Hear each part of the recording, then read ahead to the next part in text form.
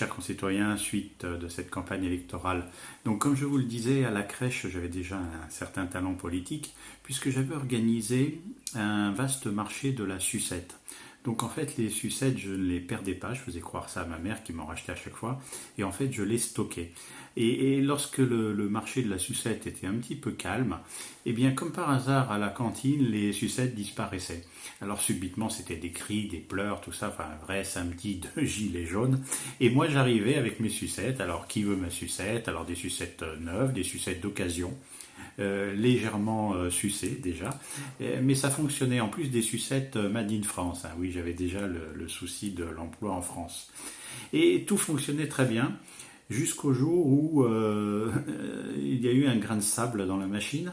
Ils ont accueilli à la crèche, je vous le donne en mille, un petit chinois. Et alors là, ça a été le désastre. On s'est battu un coup de couche-culotte et ça a été dramatique.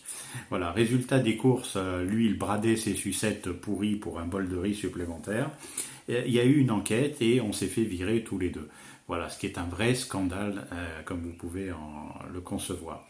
Alors, je continuerai cette petite histoire dès demain avec la suite de mon programme si vous avez l'amabilité de me suivre. En attendant, n'oubliez pas, vive la République, toujours vive les sucettes, bon, les Chinois un peu moins, et puis vive moi, bien sûr.